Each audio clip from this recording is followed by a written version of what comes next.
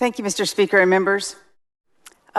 Between a very difficult day yesterday and what's going to be a very difficult day today, I really want to take an opportunity to thank you for being my family over these past 2 years.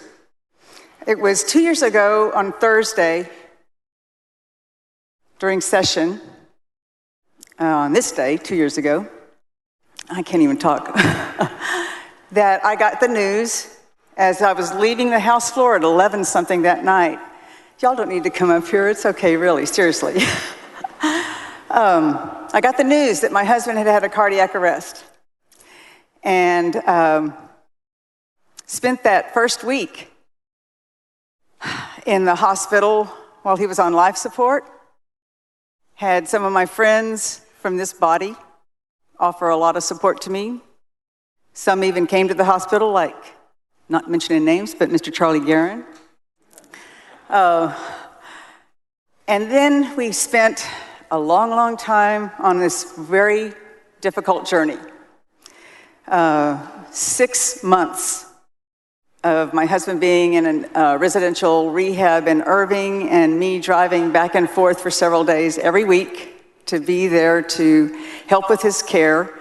And when you have a brain injury, which he had as a result of the cardiac arrest, there's all kinds of things to deal with. If you haven't done it, Ms. T, I know, has this bill on brain health. Oh, please support this, you guys. It's a tough journey.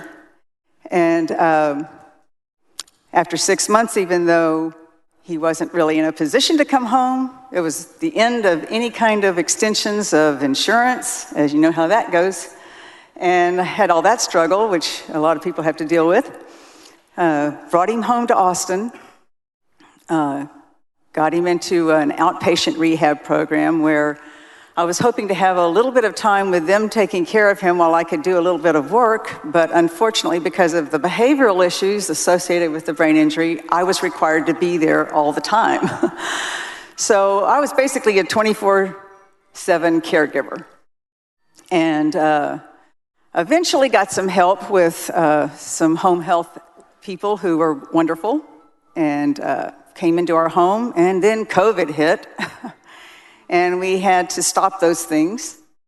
In the midst of all that, because of my husband not working anymore and everything else that was involved, our home of 40-something years, I had to sell and downsize and find a home where I could take care of my husband on one floor with a big roll-in bathroom that I had to work out and all the things you have to do when you're having to take care of a family member who can't take care of themselves.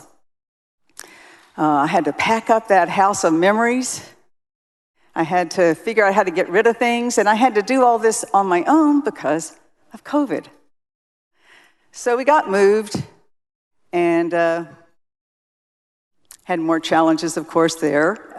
Got the home health to come for a while, then went into palliative care, and then into hospice.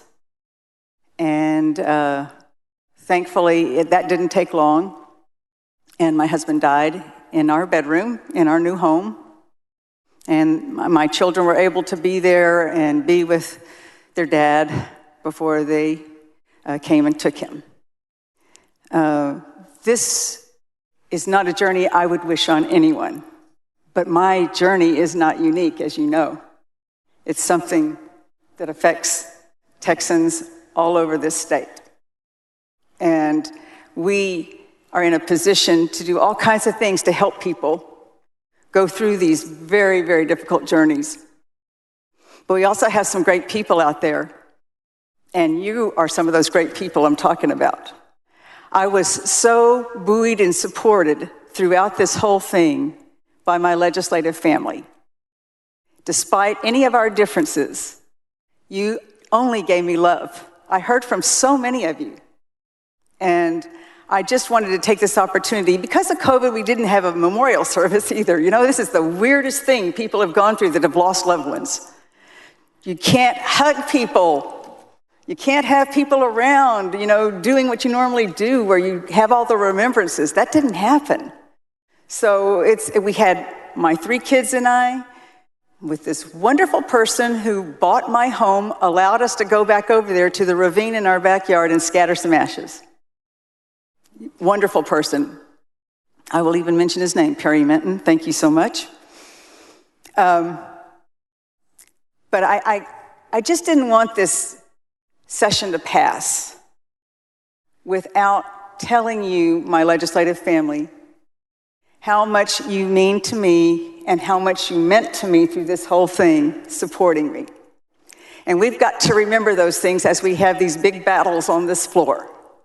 And I want the world out there to know that despite how much we talk negatively with one another, how much the campaigns have negative rhetoric, we actually like each other. We actually love each other here. And we actually support each other. This is a family. So just let me have this opportunity to say thank you for all you've done for me. And I'm going to need you as we move forward, because I got to tell you, once this session's over, this has been kind of a savior for me because I've been so busy, I haven't been able to reflect on my aloneness. So I'm going to continue to need you, and I hope I'm there for you when you need help from me as well. So thank you to my family.